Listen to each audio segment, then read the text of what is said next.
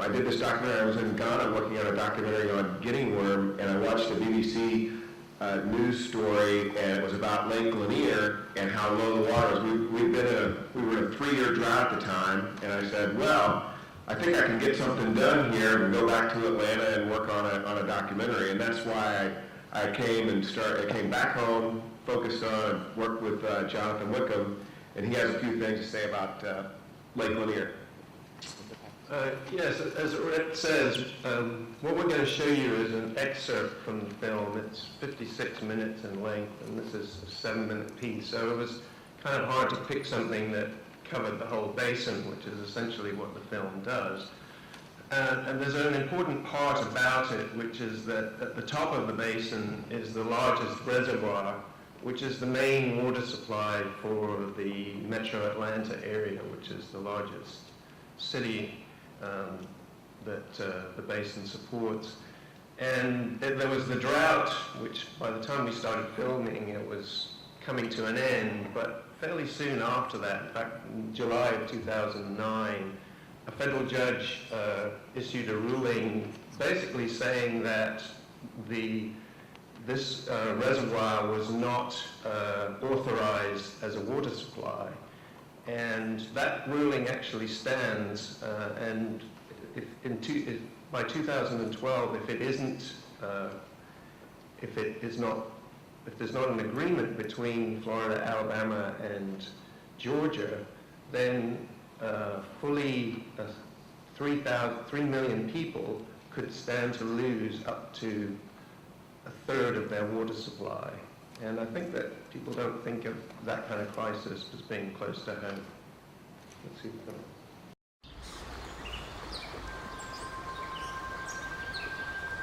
film. Whiskey is for drinking. Water is for fighting over. This scrappy pronouncement is attributed to Mark Twain.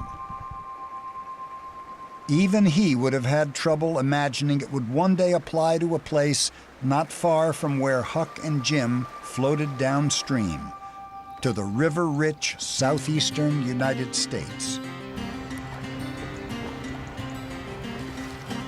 In the Florida Panhandle at the mouth of the Apalachicola River, Bevan Putnell has been harvesting oysters for 50 years. It's important that we get water year-round to keep this bait going and keep it profitable. Joe O'Grady lives in Seal, Alabama, but every day he drives to Columbus, Georgia. He works at a large Kodak plant that uses millions of gallons of water to make printing plates. Water is extremely important. It's important for us now to sustain us, and it's important for our future and our kids' future. Sally Bethay heads upriver to monitor dissolved oxygen levels at the mouth of Peachtree Creek, just below where the city of Atlanta draws its water supply. It's a liquid lifeline, this river is, for millions of people. And for me personally, it's the place I grew up. Although they've never met, these three individuals are unwittingly part of a conflict that pits their home states against one another. For 20 years, Georgia, Florida, and Alabama have been locked in a bitter rivalry over one river basin.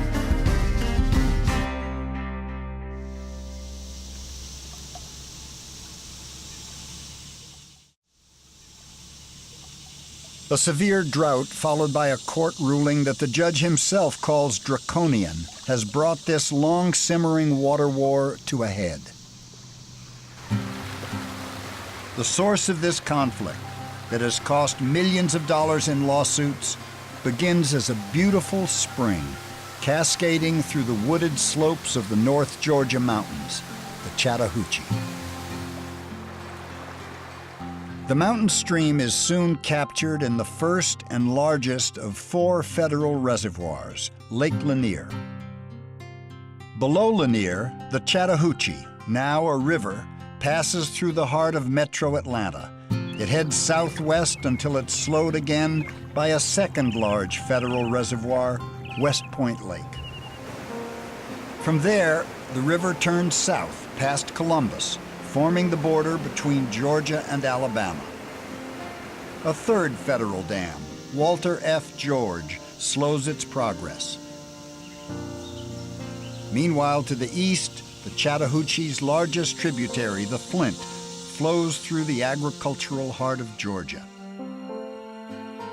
Above Jim Woodruff, the final federal dam, the Chattahoochee and the Flint converge. Under its new name, Apalachicola, the river heads across Florida to the Gulf of Mexico, where it ends its 530-mile journey.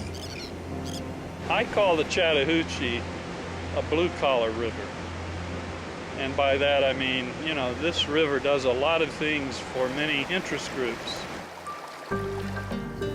It's where over 6 million people get their water supply and send their wastewater. It generates electricity and provides cooling for coal, gas, and nuclear power stations. It supports agriculture, industry, recreation, and aquatic life. It belongs to everybody, those living upstream and those living down. Almost all of us are downstream of somebody else. And the way Eastern Water Law was set up is you can use the water, but you're supposed to send it on downstream in the same quality that you got it, so the guy downstream of you can use it. But those downstream worry that their share is dwindling due to rapid growth upstream in metro Atlanta. Meanwhile, upstreamers fear that a judge's ruling may deprive them of a significant portion of the supply they've grown to depend on. As demands for water increase, sharing it only gets harder. This film looks at how individuals and communities up and down this 19,000 square mile river basin are striving to come to terms with the new reality of water in the Southeast.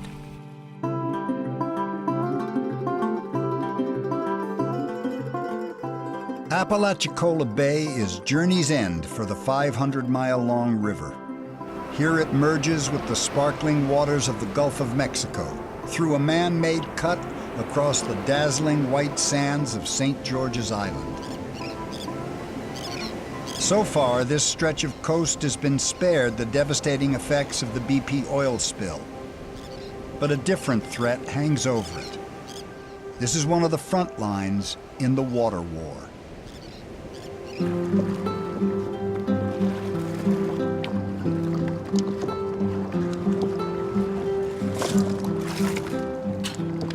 In early June, an armada of small boats heads out into Apalachicola Bay.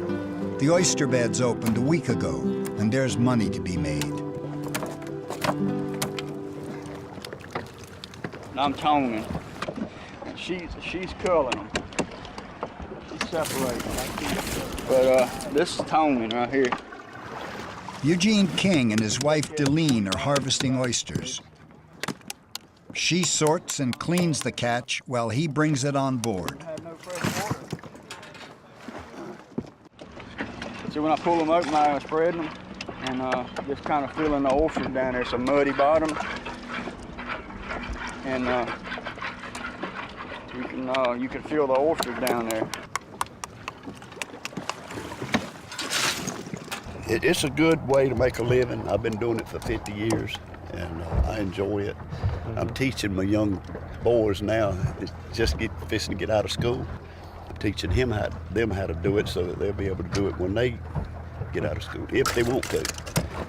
But Bevan Putnell is afraid his grandsons may not have that opportunity. The oyster beds and Apalachicola Bay itself are in trouble. We came close to a tipping point where that ecosystem begins to unravel. We had like 80% of the oyster beds in the bay died off during that almost 7 months of flatline low flows in the river.